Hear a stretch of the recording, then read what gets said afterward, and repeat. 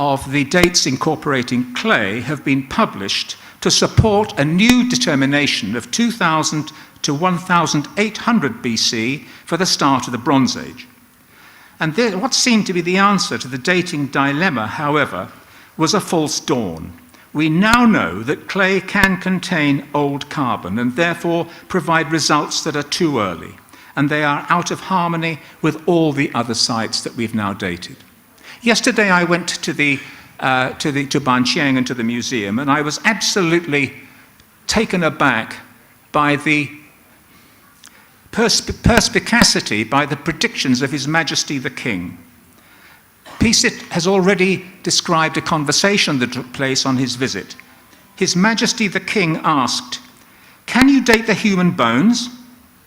Sud Sang Vichien replied, "Yes, Your Majesty, but you have to send them overseas, and it's very expensive." His Majesty, "It should not be considered too costly, since this is of international interest and Banqiang has attracted attention worldwide. Everyone would like to cooperate in the dating procedure, and it will be more reliable." And how right His Majesty was. The Oxford University Radiocarbon Dating Laboratory has now perfected, over the past 10 years, the dating of human bone collagen. A few years ago, I received financial support to radiocarbon key sites in Southeast Asia, and naturally, Banqiang was high on my list of priorities. What could be better than to date the people who lived there?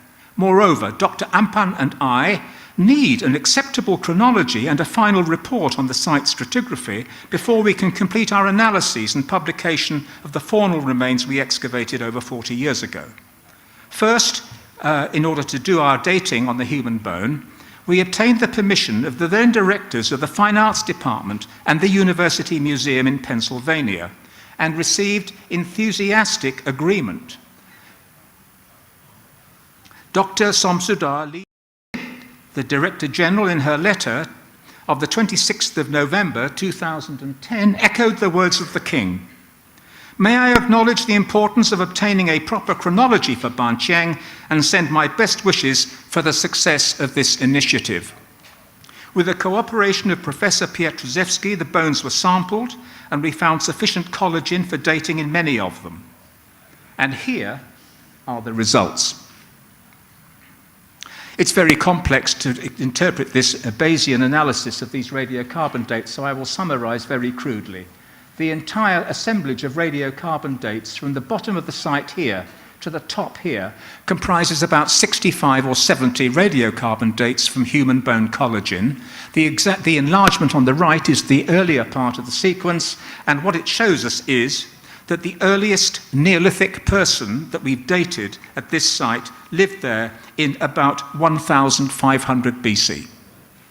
The Bronze Age, from the burial with the spear just here, began at 1000 BC. The Iron Age, 600 years later. I draw your attention to the fact that the human bone dates are usually 1,000 years later than the crushed potsherd dates obtained in Pennsylvania. You can hopefully see here. In green, we have the human bone collagen dates. From the same burial, there's an offset of about 1,000 years between the crushed potsherd dates and the human bone dates. And the reason why the crushed potsherd dates, which are used to date the Bronze Age at this site to 2000 BC, are unacceptable is quite simply this. Clay can contain old carbon and give a spuriously early result. Ask any radiocarbon specialist in the world if you would date clay incorporated with organic matter in a pot, and they roll their eyes and say never. So, the rice chaff temper date, and I want to go through what we can do now is to compare the 4 pure rice chaff dates with our human bone dates. Here you can see on the right-hand side the earlier dates from Banqiang. The red is a rice chaff temper date. It's a perfect match. At the top, is the later part of the Banqiang sequence, and again in red, the rice chaff dates are a perfect date, perfect match. Philadelphia had the answer to the chronology in 1990-something, but set the dates aside. We've also dated human bone from Non Noctar and from Barnardi with supportive and identical results. This new chronological framework now allows us to reconsider the prehistoric sequence in northeast Thailand. It reveals a remarkable story of social change that reinforces the world significance of the region and the site of Banqiang. Thus, and this is very important, a long chronology with early dates means that cultural changes were very slow. But our new, shorter time span shows that the prehistoric people who lived here from 3,500 years ago responded rapidly and profoundly to their changing social and physical environments. To demonstrate this, I will need to move focus a little to the south, to the upper reaches of the Moon River Valley. And here you can see a plan of the upper of the Moon River, and every red dot, like measles, is a prehistoric site. I will now describe two major cultural changes with dramatic cultural implications. The first is the initial settlement by farming communities that in due course began to mine copper and tin and cast bronzes. The second is the origins of early states, particularly those of Angkor and Tavaravati. Both involved the personnel and the excavation techniques that we experienced and learnt at Banqiang. In a real sense, we were working in the Banqiang tradition and in Chet Gorman's shadow. Ban Non Wat is located in the upper Moon Valley, here. And that's a pass over the Phetchabunds to the copper mines of Lopburi. Ban Non Wat is one of hundreds of large prehistoric settlements surrounded by moats and banks that lie in this strategic region. The upper reaches of the Moon lie east of that major pass over the Phetchabunds, providing a direct link to the copper mines of the Kawong Prajan Valley, while to the east the Moon River links with the Mekong and on to the copper mines of Sepon in Laos. Ban Non Wat and other sites in the upper Moon Valley occupy a highly strategic location, just as Nakhon Ratchasima does to this day. Prehistoric sites are large and they are moated. You can see here one of our major sites, this one here, Non Mangao, discovered many years ago by Prince Damrong. In describing further our research here, I cannot proceed without first acknowledging my co-directors, Dr. Rachani and Dr. Ampan, both of whom I met at Banqiang, and the three of us carried on the Banqiang tradition. And also, I would like to mention my wonderful team at Ban Non Wat, from Ban Non Wat and Ban Non Kruechut, without whom I wouldn't be here today. They are, beyond doubt, the best excavators in the world. Over 11 seasons, we've uncovered at Ban Non Wat a sequence that, like Banqiang, began with the first rice farmers, continued into the Bronze Age, and so to the Iron Age. This is the site of Ban Non Wat, viewed from the air, just here, and that's the site of Nernulok, just 1.8 kilometers to the west. Over 11 seasons, we've uncovered at Ban Non Wat, as I say, the sequence like Banqiang, with the first rice farmers at the base, continuing into the Bronze Age, and so to the Iron Age. This is our excavation here within the village. I have to say again, working in Thailand is absolutely amazing for an archaeologist. It's absolutely fantastic. Do you know what? When we finished this season here, I wanted to excavate under one of the villagers' houses, and I said to him, "Lop, would you mind moving your house 30 meters to the south?" "Sure," he said. He moved his house for us to excavate underneath it. Nowhere else in the world, surely, could you do that. Well, as I say, we discovered evidence for the first rice farmers. You can see here that unlike the 3.5 meter wide Banqiang, constrained by the little lane, we were able to open up very large areas. And this is a plan of our excavation in the central part of the site. Each of those is a burial divided into 12 phases, a human burial. And you can see how very much larger, and how much more fortunate we were at Ban Non Wat in being able to open up such a large area. Here at Ban Non Wat, we discovered, as I say, a Neolithic cemetery at the base, and in the Neolithic cemetery we found some very complex initial burials. The one on the left you can see there was a young man surrounded by 5 infant mortuary jars around his head and buried with complete pig skeletons. We found this remarkable lidded pot as well. It's Neolithic, and it has a nice lid. It was painted, and it contained the seated skeleton of a man. The Neolithic was followed by the early Bronze Age. Indeed, there are 2 Neolithic, 6 Bronze and 3 Iron Age phases, and we've uncovered over 700 human burials and much evidence apart from burials for occupation and industrial activities. With the Bronze Age, burials became spectacularly rich. The dead wearing thousands of shell beads, marine shell and marble ornaments, and up to 80 superb pottery vessels painted in complex designs. This is the early Bronze Age. This is one grave, 5 meters long by about 3 wide. It contains 2 male interments. The bones had been removed from the grave and then replaced later.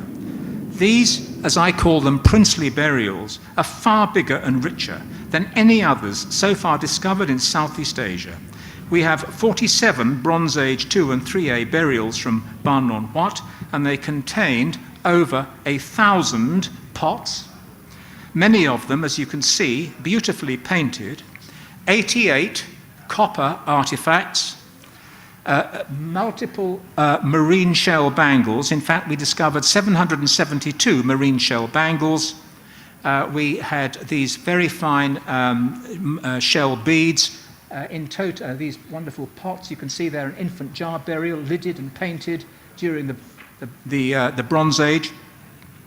And we also, as you can see here, discovered lots of shell beads, 160,000 or so, and many bronze axes as well, and other bronze artifacts. It's a very, very rich site, and it reveals a sudden and rather dramatic surge in social complexity at the onset of the Bronze Age.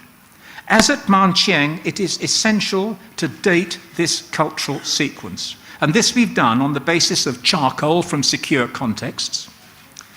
We've done it on the basis of freshwater bivalve shells, and we've also done it on the basis of carbonized rice grains, and they all give identical results. All 3 have given us the results that show that the initial settlement of Ban Non Wat by Neolithic farmers took place in the 17th century BC, about 1650 BC. Again, as at Banqiang, the transition into the Bronze Age is about 1000 BC, 1050 BC, and the initial Iron Age is in the 5th century BC, based on our 75 or so radiocarbon dates. This matches, it's a mirror image, if you like, of the dating framework for Banqiang. On the basis of human bone, the sites are contemporary, like twins. The fine painted pottery vessels from Banqiang belong to the later Iron Age. In the Moon Valley, this is a key phase, as at Banqiang, in the prehistoric sequence that we spent a great deal of time and effort exploring through excavations at several sites. The Upper Moon Valley is one of the driest regions of northeast Thailand, but Banqiang is one of the wettest. It's in this dry region that we find a dense concentration of large moated Iron Age settlements, as you can see. Non Mongao, discovered by Prince Damrong, is one of these. Another is the very large site of Non Ulok. And from both, water distribution canals seem to be emerging from the outer moats. Both have water distribution systems emerging. The radiocarbon dates from the 4 mortuary phases at Non Ulok cover 1,000 years of the Iron Age, starting in the 5th century BC. In the 3rd mortuary phase, which belongs to the 3rd and 4th centuries AD, we have 4 groups of burials that contain individuals with remarkable wealth. Burial 14, seen here, is a man wearing multiple bronzes, 3 belts, 150 bangles, 63 finger rings, 2 ear coils of silver and gold, agate pendants, bimetallic bronze and iron rings, and many superb eggshell-thin black pottery vessels. A woman in burial 113 was interred wearing a necklace of 68 gold beads and many agate beads. You can see here some of the gold beads. She wore 2 agate pendants at the neck. 4 pottery vessels lay beyond the cranium. Her bronze ornaments comprised 2 ear spirals, 38 bangles, 64 finger rings, 9 toe rings. She wore silver finger and toe rings as well, and an iron knife. A second man, featured in National Geographic incidentally, was interred with 4 bronze. For once, we can tell the waist measurement of a prehistoric person. They were very slim indeed, a waist measurement of about 29 inches.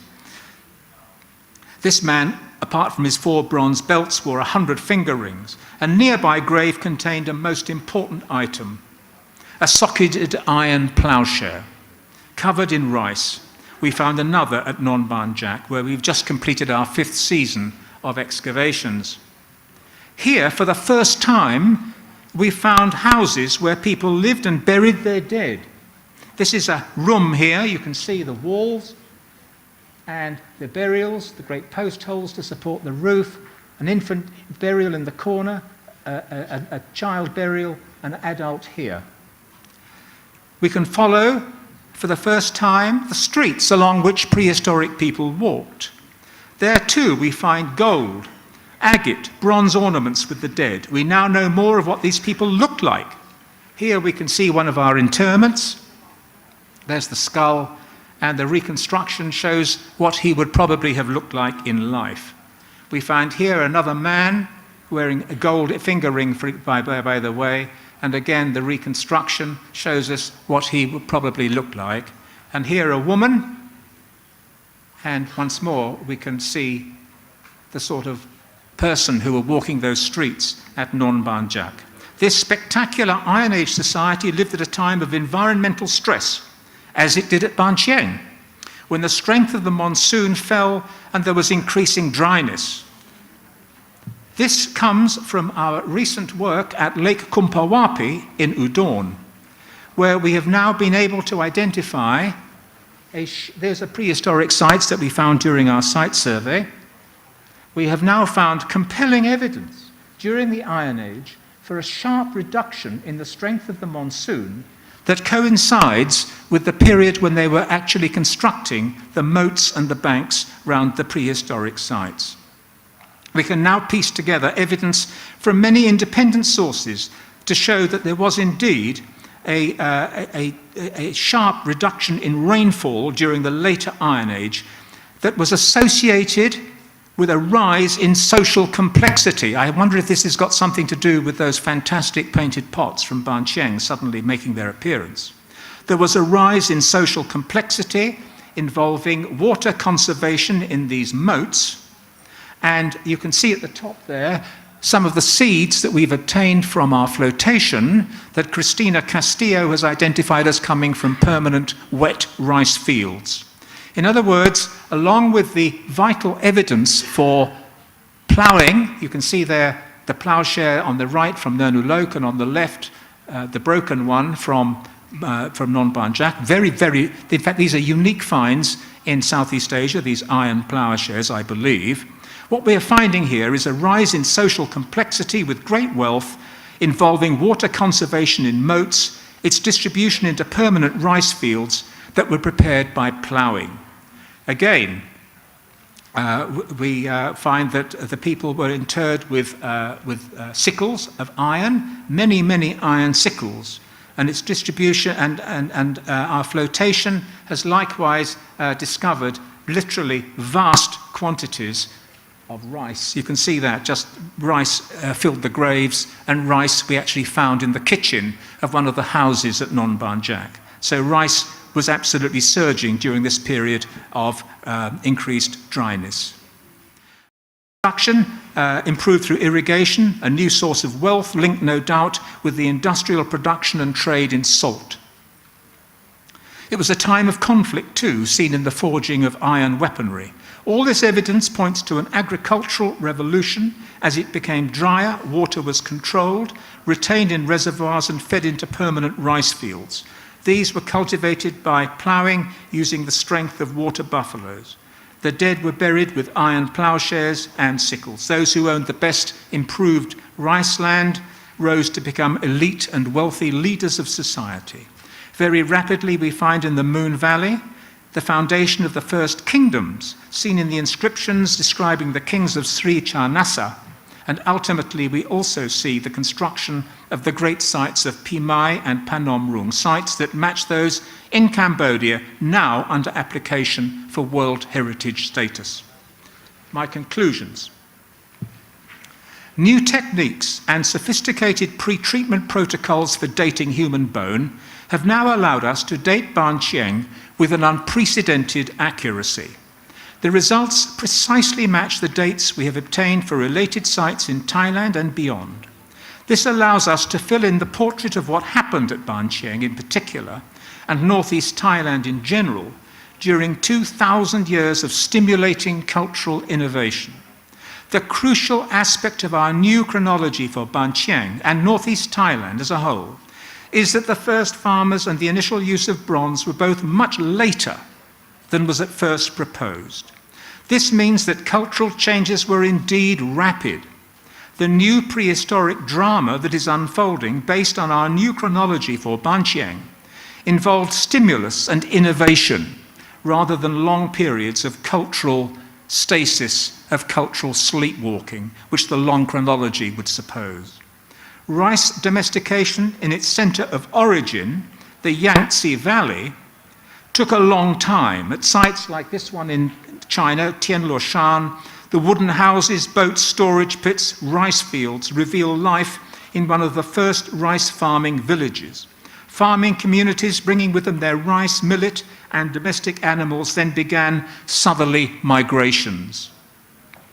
I have dated rice grains from the site of Bayan Kun in Yunnan, just up there, if you can see it, in Yunnan, to 2500 to 2100 BC. Further, new human bone dates from Man Bac in northern Vietnam placed the first farmers there just after 2000 BC. The DNA of the human remains from Man Bac are virtually identical with those recovered from the early Neolithic villages of the Yangtze Valley. And may I echo the extreme significance seen in this morning's paper of getting DNA out of our prehistoric Thai people. We are trying to do it too, by the way. It seems highly likely that there were several migration routes south. One brought farmers to central Thailand, possibly via the Salween. Another followed a coastal route. A third brought the first farmers to our area here. They lived at Non Nok Ta by about 1450 BC. They reached Ba Non Wat a century or two earlier. At Banqiang, Neolithic farmers established a settlement in about 1500 BC. This pattern represents one of the most impressive expansions of farming communities anywhere on the planet. It is matched only by the movement of Neolithic farmers out of their Middle Eastern homeland into Europe. At Banqiang, Ba Non Wat, and Non Nok Ta, these farmers made superbly decorated pottery. They painted their vessels, at least at Ba Non Wat. They introduced their weaving technology, established far-flung exchange networks, and laid the essential demographic foundations for the future rise of indigenous states. Expertise in the very demanding technology of smelting copper and tin ore and mixing them to cast bronzes can be traced archaeologically as it spread in an easterly direction from its homeland in the Middle East. By about 2000 BC, communities in the far northwest of China were rubbing shoulders with bronze specialists and adopting this great discovery of metallurgy.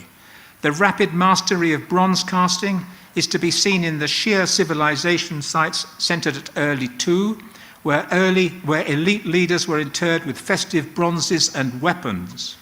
With the subsequent Shang dynasty, specialist bronze founders cast massive vessels for their rulers and used bivalve molds for tools and weapons. They sought copper ore to the south in the Yangtze and so we find the spread of a southern metallurgical tradition across southern China in the late 2nd millennium BC, when many sites in southern China contained socketed axes very similar to those from our sites here.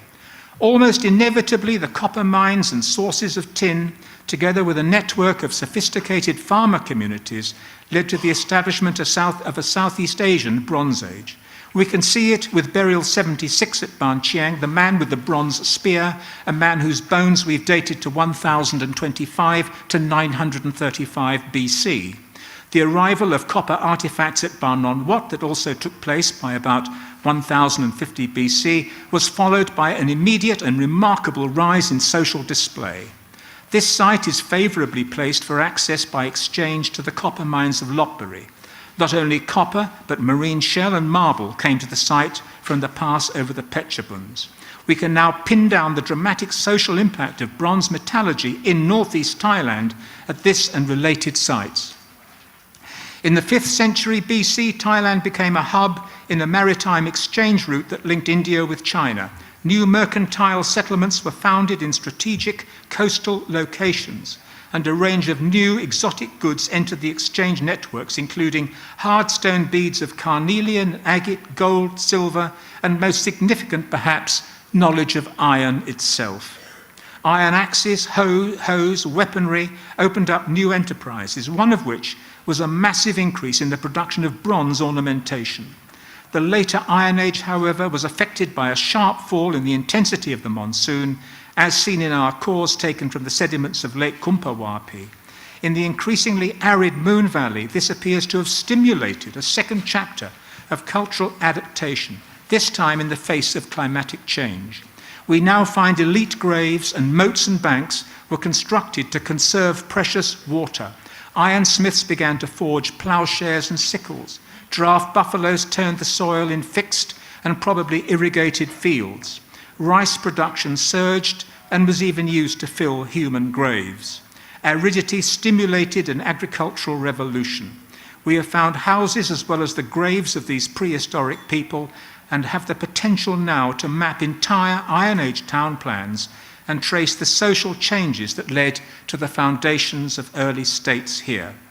I have had the great privilege of being involved in unravelling this remarkable story from Banqiang in 1974 to Non Banjak today. One of the highlights was in 1991, when the Fine Arts Department nominated Banqiang for World Heritage status, and my colleague Dr. Rachani drafted the proposal. I was asked by UNESCO if this site was sufficiently important for approval. I was convinced that this was the case and let them know. I owe a great debt to the Thai people at all levels, from the Directors General of the Fine Arts Department to my colleagues and to my village friends, for giving me a lifetime's opportunity. Thank you.